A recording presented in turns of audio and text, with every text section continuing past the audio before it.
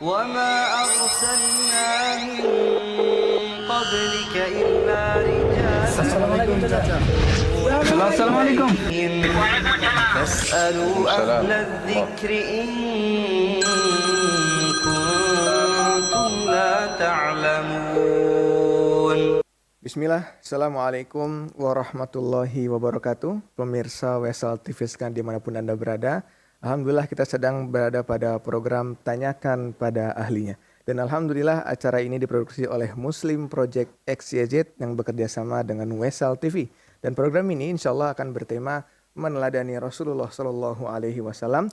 Insya Allah pemateri kita di sore hari ini adalah Syekh Dr. Sufyan Basudan MA yang beliau merupakan pembina Mahat Mulazamah Ya Salam Surakarta. Dan kita sapa beliau terlebih dahulu. Assalamualaikum Ustaz. Waalaikumsalam warahmatullahi wabarakatuh. Masya Allah, gimana kabarnya Ustaz? Kaifalukum? Alhamdulillah, bikhair, sehat. Antum gimana? Sehat semua? Alhamdulillah sehat Ustaz di sini Ustaz. Barakallahu fikum. Jadi Ustaz, kita mohon Masya Allah. kesediaan Ustaz untuk bisa membersamai kita selama 1 jam ke depan di sore hari ini Ustaz. Barakallahu fikum. Tapi Allah pemirsa barik Wesal fiik. TV sekalian dimanapun Anda berada, kami menyediakan line telepon bagi Anda yang ingin bertanya pada acara di sore hari ini pada nomor 0856 9378 6050 dan juga bisa sampaikan melalui text message di nomor tersebut dan juga bisa Anda sampaikan melalui website kami di tj.muslimproject.xyz/tanya. Baik, dan Ustaz, sebelum kita mulai Ustaz, mohon izin mungkin kita bisa minta sedikit nasihat pembuka untuk di live sore hari ini kepada pemirsa sekalian. Baik. Bismillahirrahmanirrahim. Alhamdulillah, wassalatu wassalam ala khairi khalqillah, Muhammad ibn Abdullah wa ala alihi wa sahbihi wa man walah. Amma ba'd. Ayyuhal ikhwah, para pemirsa dan juga pendengar, ya, dimanapun antum berada, alhamdulillah sampai detik ini kita masih diberi nikmat al-iman wal Islam, nikmat kesehatan dan juga nikmat kesempatan. Yang dengan nikmat-nikmat yang tak terhingga nilainya ini, kita masih bisa menjalankan tugas utama kita sebagai hamba Allah, sebagai manusia yang diciptakan oleh Allah Subhanahu wa taala untuk mengabdikan dirinya kepada Allah. Dan tentunya kita sekarang sedang menjalani ibadah puasa di bulan Ramadan yang merupakan salah satu dari rukun Islam. Yang tentunya ketika suatu ibadah itu disifati sebagai rukun Islam, maka kedudukannya luar biasa. Tidak sekedar berstatus sebagai kewajiban, namun ibadah ini adalah salah satu dari pilar yang menegakkan Islam itu sendiri. Oleh karena itu, ana pribadi mengajak diri saya sendiri dan juga para pemirsa sekalian untuk mengoptimalkan kualitas ibadah puasa Ramadan kita. Bagaimana caranya? Yang pertama dengan menghadirkan niat yang ikhlas lillahi ta'ala. Dengan meyakini bahwa kita menjalankan ibadah ini karena perintah Allah Subhanahu wa taala. Allah berfirman, "Ya ayyuhalladzina amanu, kutiba 'alaikumus shiyam kama kutiba 'alal ladzina min qablikum la'allakum tattaqun." Kutiba 'alaikum artinya diwajibkan atas kalian. Puasa, yakni puasa Ramadan. Sehingga berdasarkan dari ayat ini, kita harus mengimani pertama-tama bahwa puasa Ramadan ini wajib bagi siapapun yang memenuhi syarat. Pertama, dia adalah seorang muslim, kemudian dia berakal sehat dan telah mencapai balik. Dan tidak ada penghalang dia untuk menjalankan ibadah puasa. Tidak dalam keadaan haid, tidak dalam keadaan nifas, atau tidak dalam keadaan sakit yang menjadikannya tidak mampu untuk puasa, atau ketika dia sedang safar, karena itu ada keringanan untuk tidak berpuasa. Yang kedua adalah dengan menghadirkan ihtisabul ajr, artinya harapan agar Allah Subhanahu wa taala mengaruniakan kita pahala yang besar dari pelaksanaan puasa ini. Kemudian yang tidak kalah pentingnya, para pemirsa sekalian, adalah dengan memahami hakikat puasa bahwa dia tidak sekedar tidak makan, tidak minum, tidak melampiaskan syahwat, tidak merokok. Ya, betul, itu adalah sesuatu yang wajib dihindari selama kita berpuasa. Namun puasa bukan sekedar itu. Karena Allah jelaskan dalam ayat yang tadi saya bacakan bahwa hikmah atau tujuan di balik pensyariatan ibadah puasa ini adalah agar mencetak orang yang bertakwa. Dan bertakwa itu eh, maknanya secara ringkas adalah menjalankan perintah dan menjauhi larangan. Sehingga yang harus diperhatikan oleh setiap orang yang berpuasa, selain dia menahan makan, minum, dan pelampiasan syahwat, termasuk merokok, dia juga harus menjalankan kewajiban-kewajiban agama lainnya. Salat 5 waktu, ya, dan tugas-tugas yang telah menjadi kewajibannya. Baik itu kewajiban dari asal syariatnya memang itu wajib, atau kewajiban yang muncul karena adanya akad. Kewajiban dalam hal muamalah. Ya. Yang kedua, dia harus jauhi larangan-larangan Allah. Baik yang berkaitan dengan ucapan, perbuatan, dan semisalnya. Makanya Nabi SAW menekankan tentang pentingnya seseorang menahan lisannya dan anggota badannya dari berbuat dosa selama dia puasa. Nabi bersabda, "Man lam yada' qaula az-zur wal 'amala bihi wal jahl, falaysa lillahi hajatun fi an yada'a ta'amahu wa syarabah." Siapa yang tidak menjauhi ucapan dosa dan perbuatan dosa, serta perbuatan-perbuatan yang konyol, maka Allah tidak berhajat sama sekali dari berlapar-lapar dan berhaus-hausnya orang itu. Artinya, lapar dan artinya puasa dia hanya menyisakan lapar dan dahaga. Adapun pahala yang dijanjikan, yaitu pengampunan dosa dan pahala yang tidak terbatas jumlahnya, maka tidak akan didapatkan bila mana ya seseorang tidak menjaga lisannya dan anggota badannya dari perbuatan maksiat selama dia berpuasa. Jadi itu barangkali nasihat singkat sebagai pembuka dari acara kita di sore hari ini. Wabillahi taufiq. Nah, Barakallahu fikum wa jazakumullahu khairan Syekh Sufyan Baswedan atas nasihatnya kepada pemirsa sekalian. Semoga nasihat tadi bisa merefresh ya niat ataupun semangat kita Syekh dalam beribadah di bulan Ramadan ini. Baik, saya mohon izin mungkin ya bisa kita mulai dari pertanyaan yang pertama Syekh. fadhal. Baik, bismillah. Pertanyaan pertama. Izin bertanya, untuk mendidik anak itu dibutuhkan biaya. Misalnya untuk di pondok atau di sekolah. Bagaimana hukumnya kalau penghasilan yang dipakai untuk membiayai anak itu diperoleh dari hasil atau gajian bulanan dari tempat bekerja lembaganya ribawi? Bagaimana hukumnya seperti itu? Jazakumullahu khairan. Nah, barakallahu fiik kepada saudara penanya, perlu kita ketahui ya bahwa mendidik anak baik dengan dimasukkan ke sekolah formal ataupun melalui pendidikan yang non formal yang tujuannya adalah mengajarkan kepada anak tentang bagaimana dia seharusnya menjadi hamba Allah dan mewujudkan tujuannya untuk beribadah kepada Allah. Ini yang saya garis bawahi ya. Tujuan dari pendidikan itu yang utama, yang pertama adalah mengajarkan bagaimana agar manusia ini menjadi hamba Allah dan dapat beribadah kepada Allah. Terlepas dari caranya, mau formal ataupun non formal, ya, yang jelas itu tugas dari seorang ayah dan ibu. Allah berfirman, "Ya ayyuhalladzina amanu qu anfusakum wa ahlikum nara." Jadi ini adalah kewajiban. Yang kedua, Allah SWT ketika memerintahkan kita atau mewajibkan kepada kita sesuatu, maka tentu itu tidak akan mengabaikan adanya istita'ah. Ya. Di balik setiap perintah Allah itu selalu dibarengi dengan sesuai kemampuan. Ya, sesuai kesanggupan. Sesuatu yang di luar kemampuan dan di luar kesanggupan, maka tidak diperintahkan. Sebagai contoh, Kalau ayah tidak sanggup, seorang ayah tidak sanggup memasukkan anaknya ke dalam pesantren yang SPP-nya mahal, uang masuknya mahal, maka secara syar'i dia tidak diperintahkan untuk mendaftarkan dan memasukkan anaknya ke sana. Tapi alihkan ke pesantren lain yang terjangkau.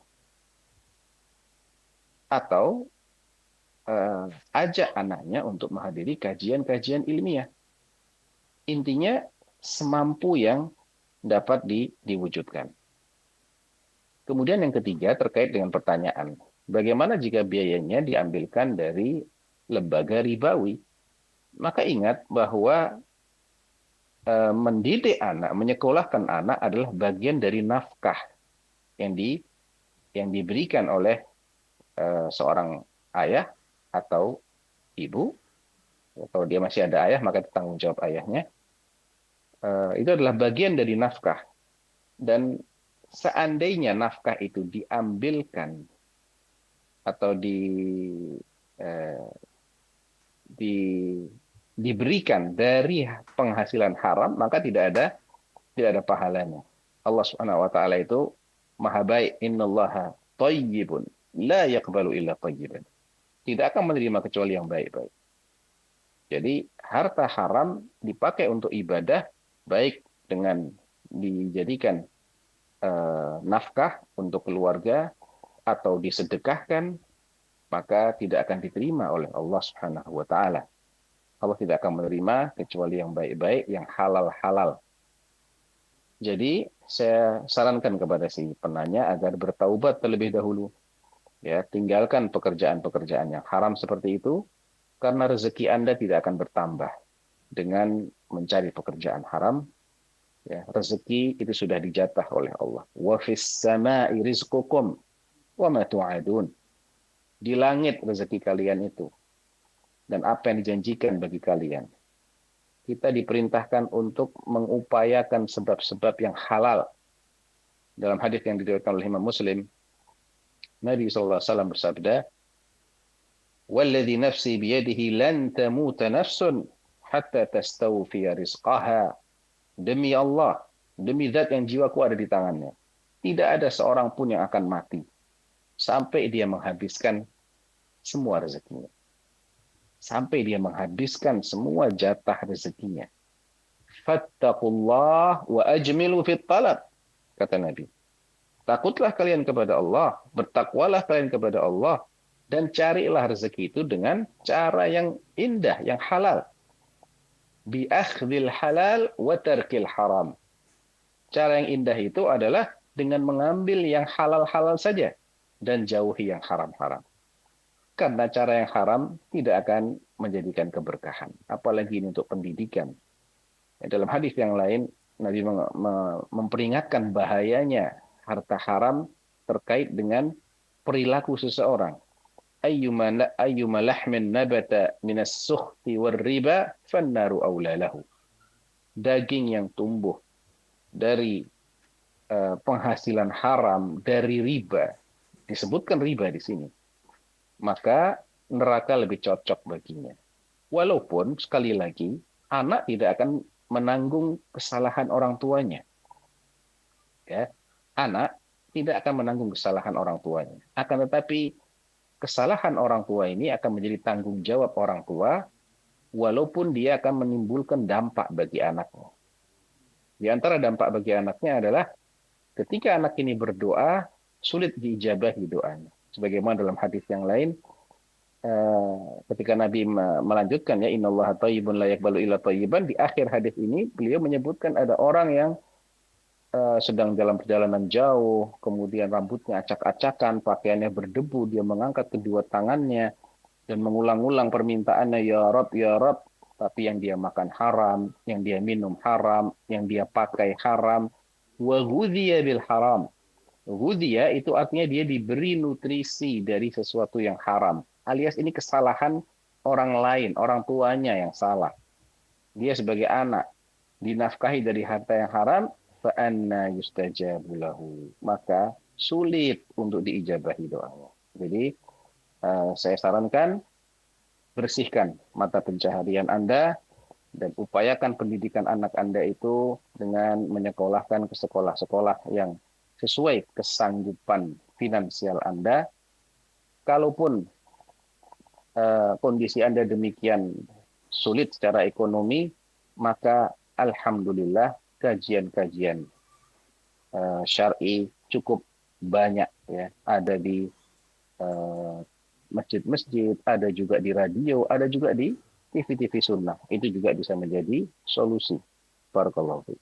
Barakallahu fikum Syekh wa jazakumullahu khairan atas nasihatnya tadi ya, Masya Allah, tentang pentingnya esensi dalam dunia pendidikan Syekh ya. Kemudian yang terakhir Syekh, berarti sebetulnya kita sebagai seorang manusia mungkin tidak perlu ya mencari hal yang haram hanya untuk mendapatkan rizki ya Syekh.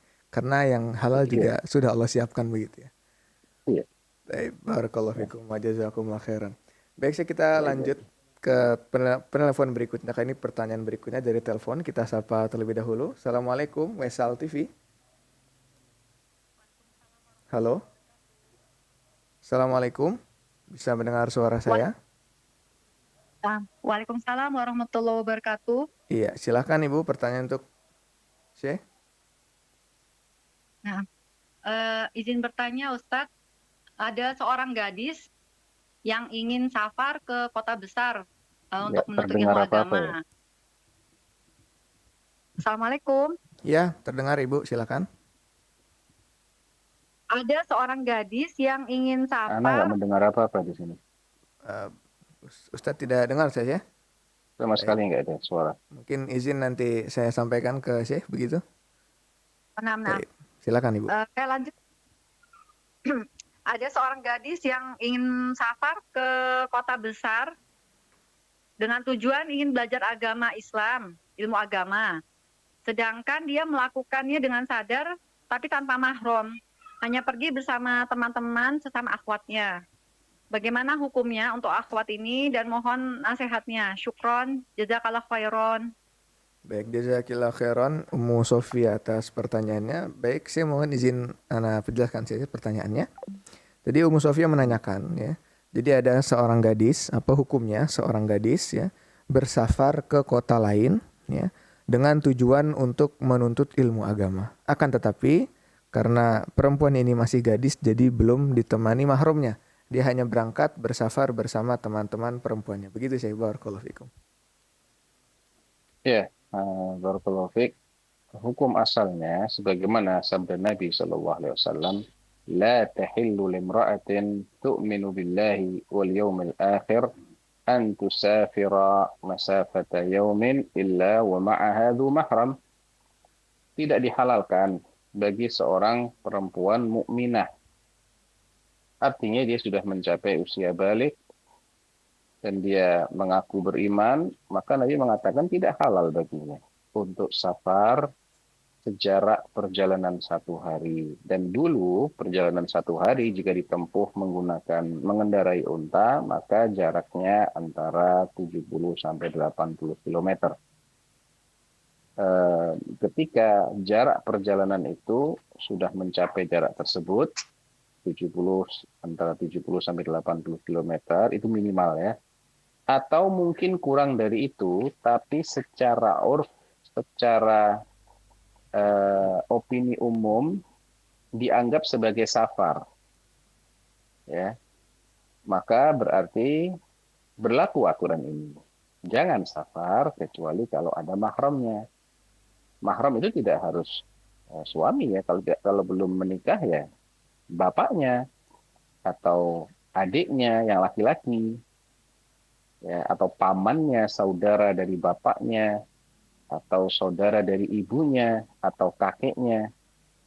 Semua ini adalah mahram. Atau mungkin dalam kasus yang mungkin ya tapi jarang, saudara sepersusuannya ini juga mahram, saudara laki-laki ya. Dan disyariatkan ya mahram untuk menemani wanita safar itu jelas hikmahnya besar sekali, dan itu demi kemaslahatan si wanita.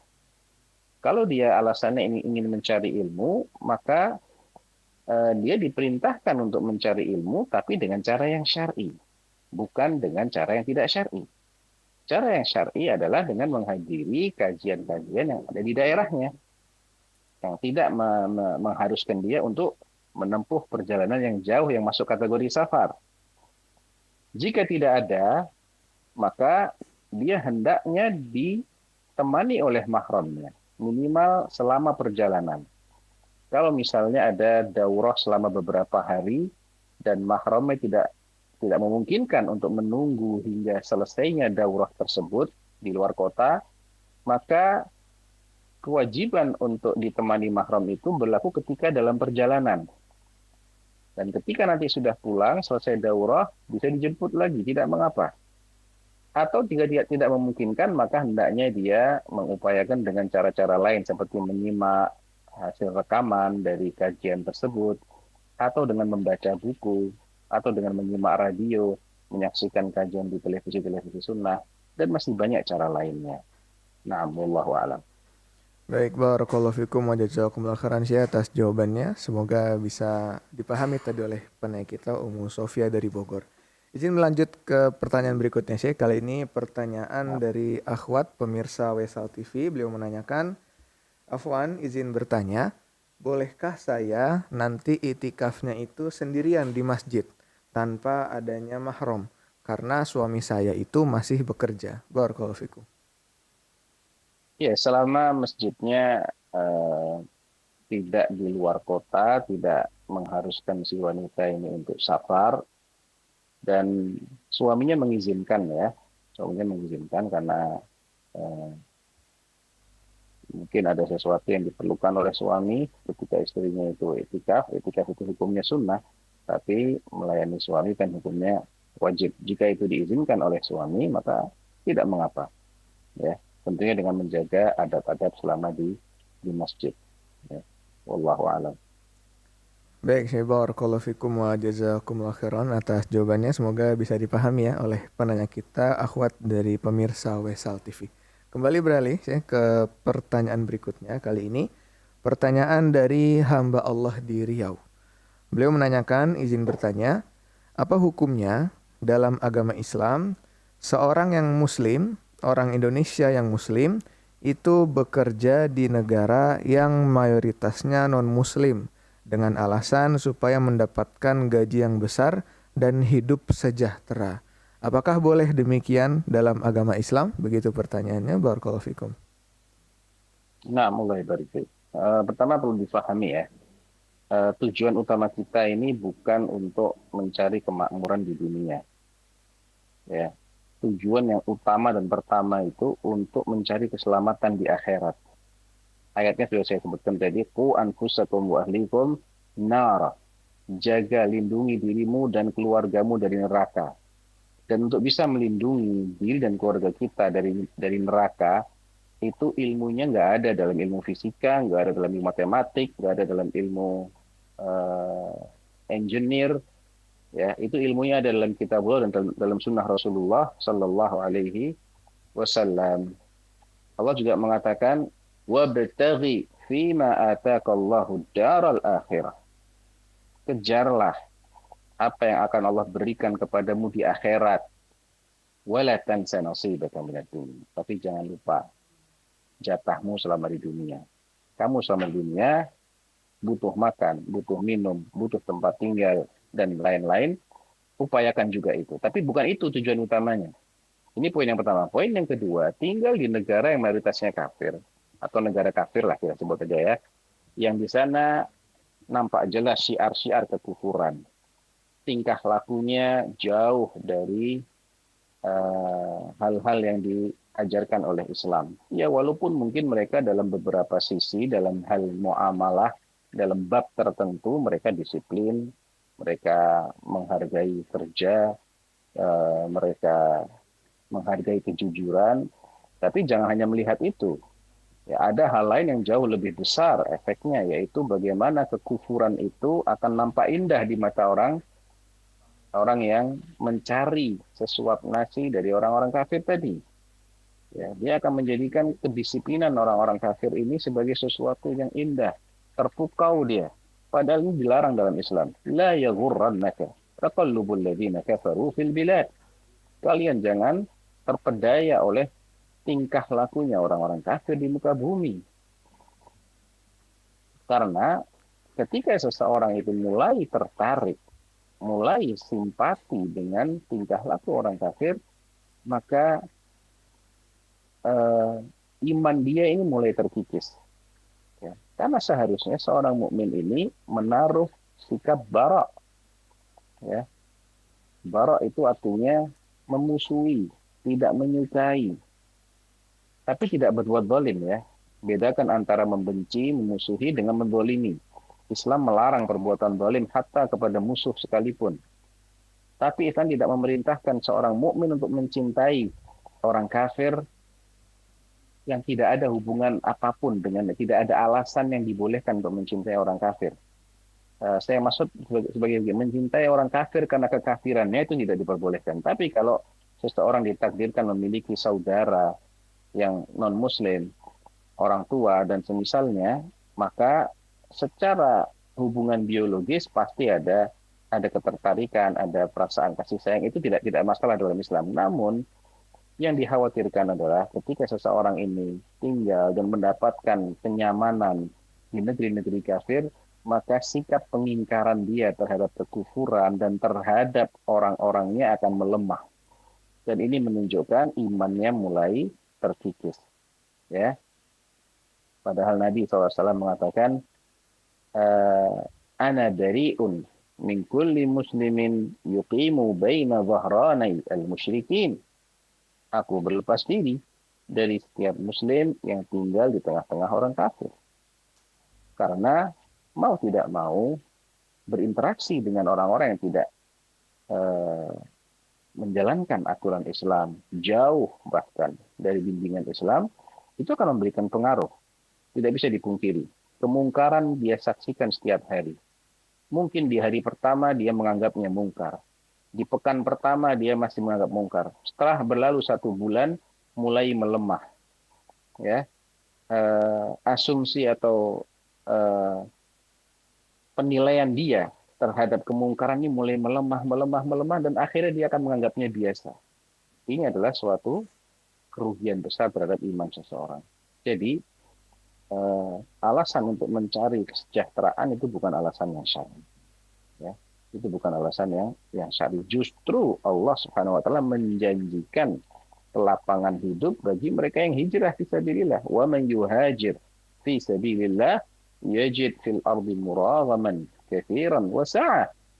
Dia akan mendapatkan kelapangan di bumi hijrahnya. Yang penting hijrahnya benar-benar fi sabilillah, di jalan Allah. Mungkin tidak akan langsung dia rasakan, tapi itu perlu proses, dan tentunya Allah akan menguji siapa yang benar-benar berhijrah. Karena Allah Subhanahu wa taala dengan yang hijrahnya hanya untuk mengejar dunia. Biasanya akan nampak ketika di awal-awal hijrah kondisinya agak sulit, dia akan kembali ke kebiasaan lamanya. Ini karena hijrahnya tidak lillahi ta'ala. Namun yang hijrahnya lillahi ta'ala, fi sabilillah, dia akan bertahan. Karena tujuan dia itu yang utama adalah menyelamatkan diri dari neraka, bukan menyejahterakan dunianya saja. Ya, wallahu a'lam. Barakallahu fikum wa jazakumullah khairan sih atas nasihatnya ya. Semoga bisa menyadarkan yang menjadi pencerahan tadi bagi penanya kita sih. Pertanyaan berikutnya mohon izin sih. Kali ini pertanyaan dari pemirsa Wesal TV. Beliau menanyakan, Ustadz, apakah seorang istri yang memiliki penghasilan sendiri itu bayar zakat fitrahnya, bayar sendiri atau masih dibayarkan suami? Kemudian mohon dijelaskan juga untuk hukum zakat profesi. Barakallahu fikum. Hukum asalnya, fikum barakallah, zakatul fitr itu ditanggung oleh yang menafkahi. Kalau dia mandiri dari segi nafkah, ya, misalnya dia janda, tidak bersuami, atau bersuami tapi suaminya tidak lagi mampu menafkahi, justru istrinya yang menafkahi, maka istrinya yang membayar. Ya, dia menzakati dirinya dan membayar dan menzakati orang-orang yang dia tanggung. Namun jika dia dinafkahi, maka itu tanggungan dari suaminya. Terkait dengan pertanyaan yang kedua tadi, zakat profesi ya. Iya. Zakat profesi ini sebetulnya tidak ada dalilnya yang tegas ya dalam Islam. Kalau mereka beralasan kan orang-orang yang semacam petani aja kena zakat. Padahal penghasilan petani berapa? Masa orang-orang yang profesinya sebagai dokter, pengacara, yang besar gajinya yang malah nggak kena zakat? Nah, pertama zakat itu ta'abudi. Walaupun ada alasan yang rasional, tapi dia lebih kepada ibadah. Oleh karena itu, yang terkena zakat itu tidak semua harta, ya, hanya harta-harta tertentu seperti emas, perak, atau yang berfungsi sebagai emas dan perak di masa kemudian seperti uang. Dalam mata uang apapun sebagai alat tukar menukar dia terkena zakat bila telah mencapai nisab. Kalau dikatakan di zaman Nabi nggak ada profesi yang macam-macam, jawabannya di zaman Nabi sudah ada orang-orang yang diupah. Ada orang-orang yang diupah. Ajir itu ma'ruf. Ya, orang yang diupah itu ada. Artinya ada orang yang memiliki penghasilan dari pekerjaannya. Tapi kenapa tidak disebutkan oleh Allah bahwa ada orang yang harus dipotong gajinya ketika gajinya mencapai jumlah sekian? Ini menunjukkan bahwasanya zakat profesi ini dasar hukumnya lemah, ya. Dan hukum asalnya harta yang didapat oleh seseorang karena pekerjaannya tidak langsung terkena zakat. Kecuali ya, apabila nominal dari gaji dia itu tiap kali dia dapat itu sudah mencapai nisab, maka ketika itu boleh baginya untuk memotong sebanyak 2,5% sebagai zakat. Itu hanya boleh, bukan wajib. Karena untuk diwajibkan, zakat itu harus memenuhi 2 syarat. Terpenuhinya nisab dan berlalunya 1 tahun hijriyah. Tahun Qamariyah, tahun hijriyah. Jumlah harinya 354 hari. Jadi lebih cepat 11 hari daripada tahun Masehi. Ketika harta yang didapat atau gaji yang dia dapatkan yang sudah nominalnya itu sudah mencapai nisab, silahkan mau mengacu kepada nisab perak boleh, ya, atau mengacu kepada nisab emas juga boleh. Misalnya nisab perak 595 gram perak dikali harga perak 1 gram. Kemarin saya sempat menghitung sekitar 30 sekian juta itu, ya, sekitar 30 sekian juta. Jadi kalau orang memiliki gaji bulanan 30 sekian juta rupiah, berarti secara nisab dia sudah masuk. Artinya sah jika dia mau mengeluarkan 2,5% sebagai zakat. Tapi dia belum wajib. Jadi nggak boleh dipaksa sebetulnya. Kalau dipaksa itu kezaliman. Nah, kapan dia wajib? Ketika sudah gaji yang dia terima ini sudah berumur 1 tahun. Jadi kalau ingin mengeluarkan zakat, lihat saja semua harta yang dia miliki. Tentukan 1 tahun dalam 1 hari dalam 1 tahun, tanggal berapa kira-kira, misalnya tanggal 1 Sya'ban, 1 Ramadan, 1 Syawal, pakai tanggalan hijriyah ya. Semua harta yang dimiliki oleh seseorang pada hari itu, uang yang ada di rekening, semuanya di jumlah ada berapa. Dia punya 5 rekening, satukan semua uang yang ada di kelima rekening tadi. Ditambah uang yang ada di dompetnya ada berapa. Uang yang ada di lacinya ada berapa. Di berangkasnya ada berapa. Semuanya di total jenderal jadi berapa. Kalau ada mata uang lain, mata uang asing, dolar, real, dan semisalnya, dikurskan dengan kurs hari itu. Jika dijual, misalnya 1.000 US dollar, dijual hari itu laku berapa kira-kira. Tambahkan. Kemudian, kalau totalnya ini memang mencapai nisab, baik nisab 595 gram perak atau 85 gram emas, ya, emasnya sebagian masyayikh kita mengatakan boleh menjadikan patokan itu yang 21 karat, yang pertengahan. Ini kalau kita ingin mengetahui berapa nisab kekayaan yang sifatnya uang ya. Kalau uangnya itu setara dengan 85 gram emas yang kadarnya 21 karat saja, itu sudah masuk nisab. Atau perak 595 gram. Ketika mencapai itu atau lebih dari itu, maka tinggal dikeluarkan 2,5%. Nah, Baik, barakallahu fikum wa jazakumullah khairan Syekh atas jawabannya. Semoga bisa menjadi pelajaran yang juga dipahami tadi oleh penanya kita, Syekh. Mohon izin kita berlanjut ke pertanyaan yang berikutnya. Kali ini pertanyaan dari Mas Dodi Aska. Beliau menanyakan, mohon tips dan triknya untuk memberikan nasihat kepada seorang istri untuk bisa selalu mencintai ilmu agama dan juga agar mau tiap hari untuk selalu baca Quran itu bagaimana caranya. Padahal sudah terus ana berikan contoh untuk membaca Al-Quran dan kalau dinasehati kadang malah menimbulkan pertengkaran. Mohon solusinya Syekh, jazakumullahu khairan. wa iyyakum. Pertama, kita harus menyadari ya bahwa untuk menggerakkan hati seseorang itu tidak lagi menjadi domain kita. Ya. Domain kita ini yang mengajak orang lain ini hanya sebatas mengajak saja. Ya, memberikan peringatan, memberikan motivasi. Tapi apakah dia akan tergerak setelah diberi motivasi? Apakah dia akan berhenti setelah diperingatkan? Belum tentu. Ya. Dan kita memang tidak diwajibkan untuk memastikan dia harus berhenti atau dia harus tergerak. Enggak, kita cuma diperintahkan untuk memberikan peringatan saja. Fadzakir innama anta mudzakir lasta alaihim bimusaitir. Jadi apa yang antum lakukan sudah memberikan peringatan baik-baik namun belum berefek, itu bukanlah kegagalan ya akhi. Ya, kita rubah dulu mindset kita.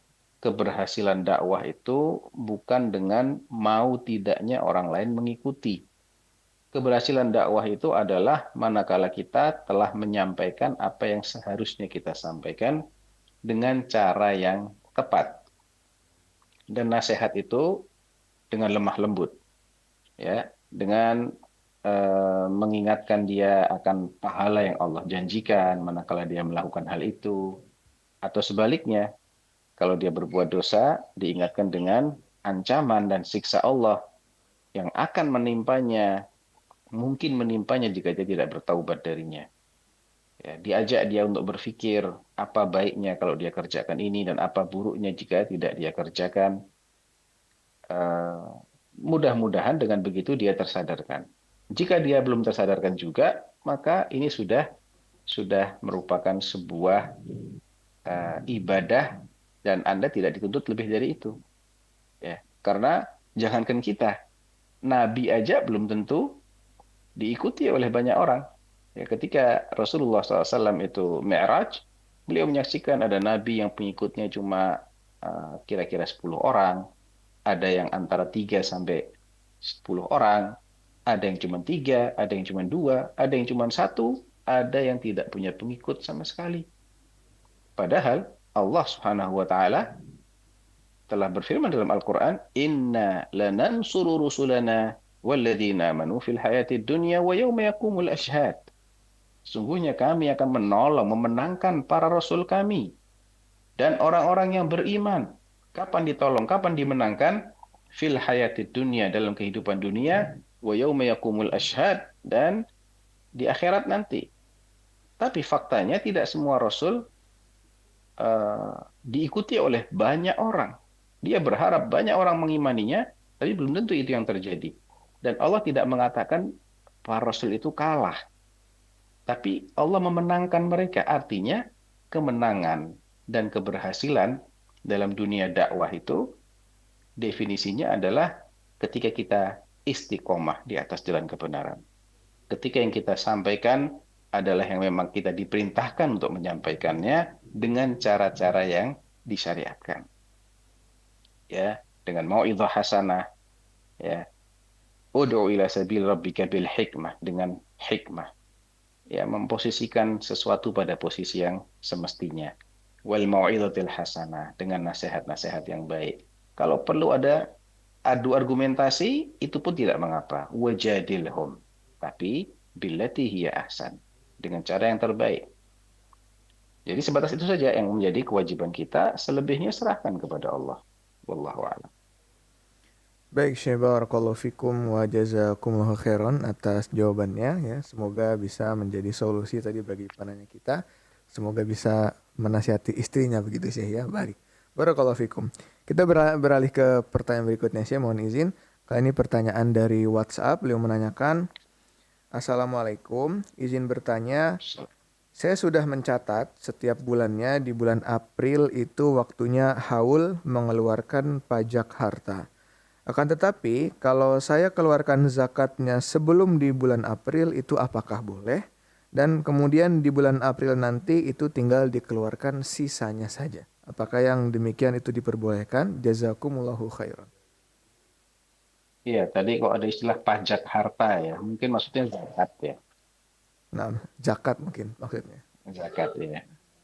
Jadi seperti yang tadi sudah dijelaskan bahwa seseorang tuh diperbolehkan membayarkan zakat sebelum genap berumur 1 tahun hijriyah.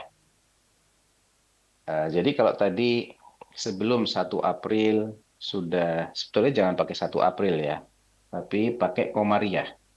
Kalau Anda mengacu kepada penanggalan Masehi, nanti terlambat 11 hari setiap tahunnya. Dan ketika terlambat 11 hari, itu harus ada kelebihan. Karena jika dihitung 11 hari itu setara dengan 0,077% kira-kira. Jadi kalau Anda mengacu kepada Komariah, pertama kepada penanggalan Masehi, Syamsiyah, matahari, Anda akan terlambat, dan oleh karena itu Anda harus menambah menjadi 2,577%. Ya, kalau mau dibulatkan 2,58%.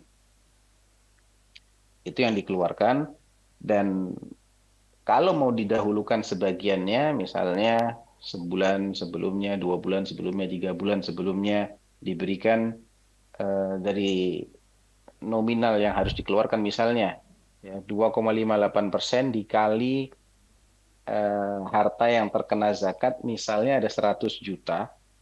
Harta yang terkena zakat adalah 100 juta, berarti 2,58% itu sama dengan 2.580.000. Itu yang harus dikeluarkan sebagai zakat. Kalau dibayar 500.000 dulu di bulan Desember misalnya, kemudian 500.000 lagi di bulan Januari, 500.000 lagi di bulan Februari, 500.000 lagi di bulan Maret, dan sisanya baru di bulan April, boleh, nggak ada masalah. Yang penting yang wajib dia zakati itu ketahuan dulu jumlahnya berapa. Kemudian didahulukan sebagian ini tidak mengapa. Dan sisanya baru dilunasi di saat jatuh tempo. Jangan ditunda. Ya. Wallahu a'lam. Baik, Syekh, barakallahu fikum wa jazakumullahu khairan atas jawabannya. Semoga bisa dipahami tadi oleh penanya kita dari penanya WhatsApp. Dan kami masih membuka kesempatan bagi pemirsa Wesal TV sekalian dimanapun Anda berada untuk bisa menyampaikan pertanyaan secara langsung melalui kami, melalui telepon WhatsApp kami pada nomor yang tertera pada layar kaca Anda, ya, dan juga bisa Anda sampaikan melalui text message jika terkendala sinyal. Baik, Ustaz, kita beralih ke pertanyaan berikutnya kali ini. Pertanyaan dari seorang akhwat kali ini, Syekh, yaitu Ummu Hilya. Beliau menanyakan, izin bertanya, saya adalah seorang single parent, seorang wanita yang sudah hampir 7 bulan bercerai. Problem saya adalah mantan suami saya itu tidak begitu memberikan nafkah kepada anak-anak. Semua anak-anak itu masih ikut tinggal bersama saya. Mantan suami hanya memberikan nafkah 30%. Nah, bagaimana pandangan syariat terkait masalah ini? Jazakumullahu khairan. Iya, barakallahu fiik. Tentunya kewajiban memberikan nafkah itu tidak berhenti ketika seseorang bercerai dengan istrinya jika dia punya anak. Ya, karena Allah SWT mengatakan wa 'alal mauludi lahu rizquhunna wa kiswatuhunna bil ma'ruf.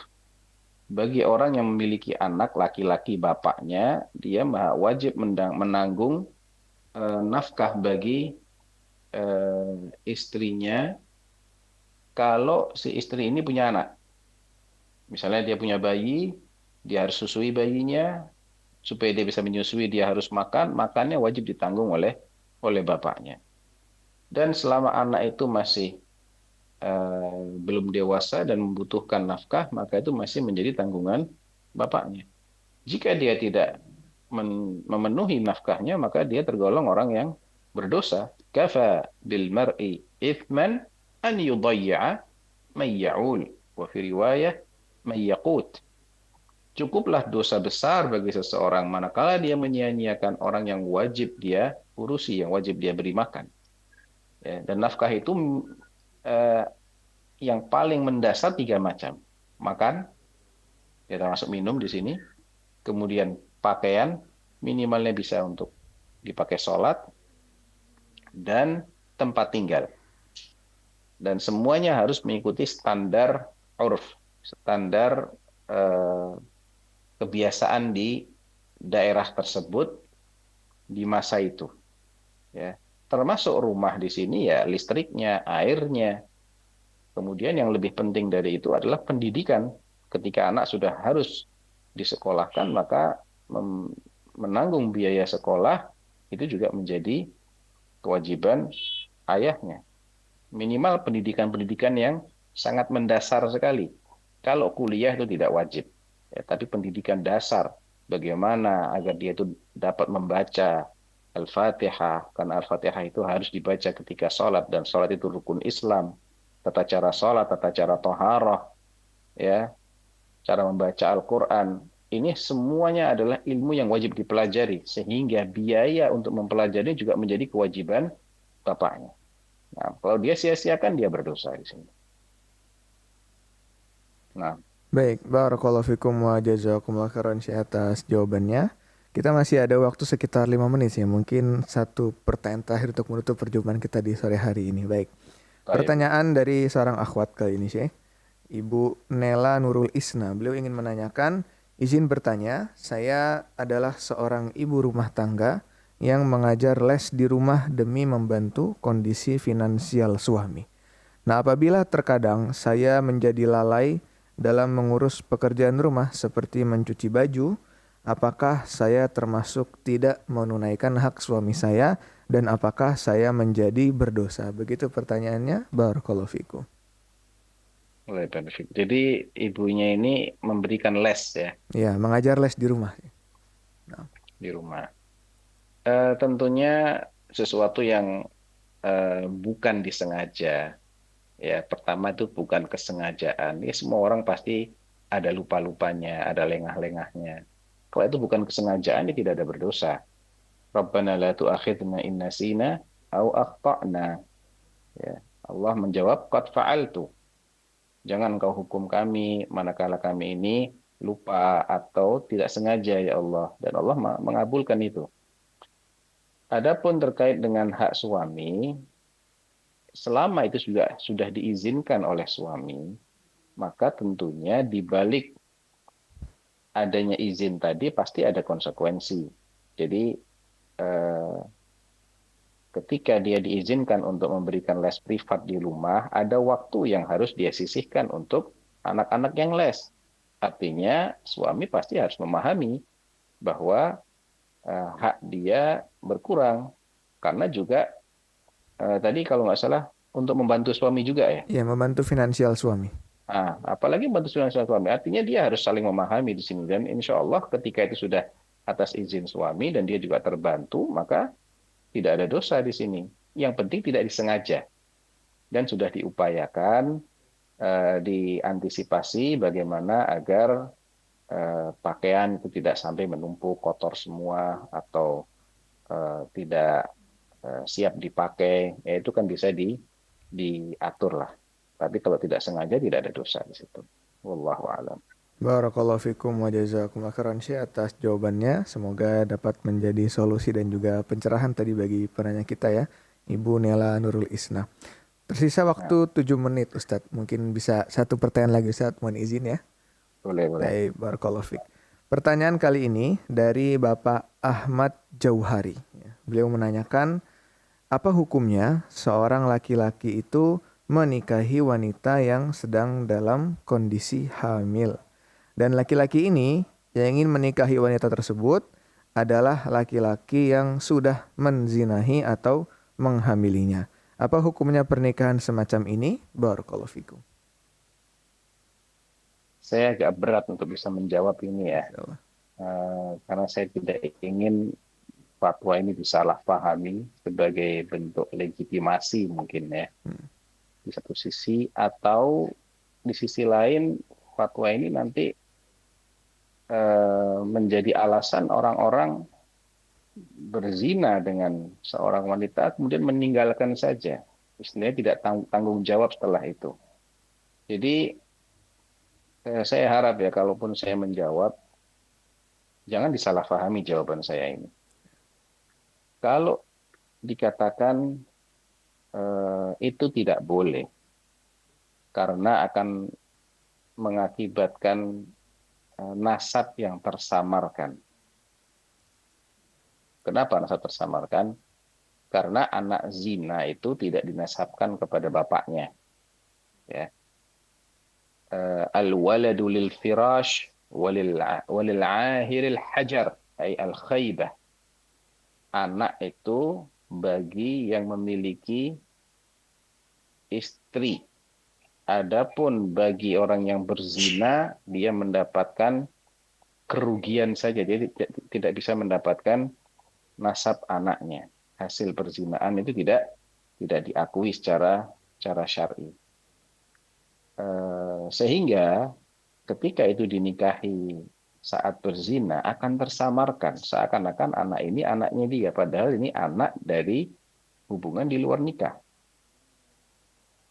Itu yang pertama. Dan itu juga bisa dijadikan alasan oleh orang-orang yang sudah berniat tidak baik ketika dia mengejar gadis idamannya dan mungkin lamarannya ditolak atau sulit didapatkan, maka dizinai terlebih dahulu, wa na'udzubillah, sehingga setelah dizinai akhirnya orang tuanya ataupun si gadis terpaksa mau menikah dengannya, karena daripada tidak dinikahi akan menjadi aib, digugurkan juga dosa besar.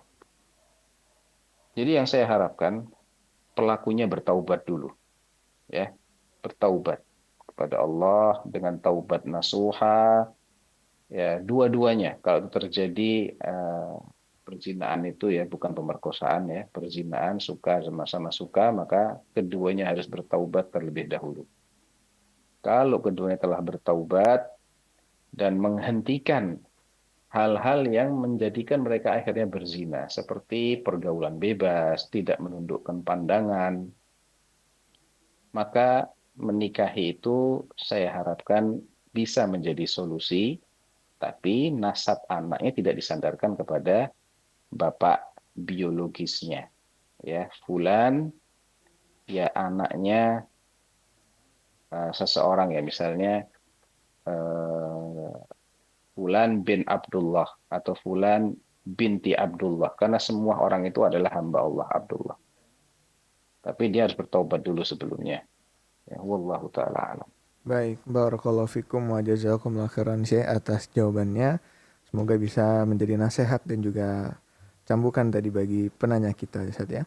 Baik, barakallahu fikum wa jazakumullahu khairan Syekh atas waktunya di sore hari ini. Kami ucapkan barakallahu fikum wa jazakumullahu khairan atas waktu dan juga ilmu yang telah diberikan kepada kami.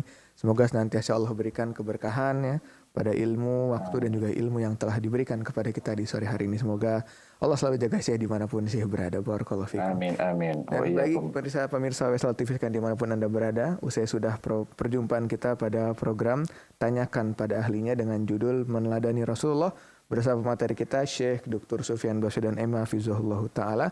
Dan sampai jumpa kembali pada kesempatan-kesempatan yang berikutnya. Kami berharap semoga bisa bertemu Anda pada kesempatan yang lain. Barakallahu fikum. Sampai jumpa kembali. Jazakumullah khairan. Assalamualaikum warahmatullahi wabarakatuh.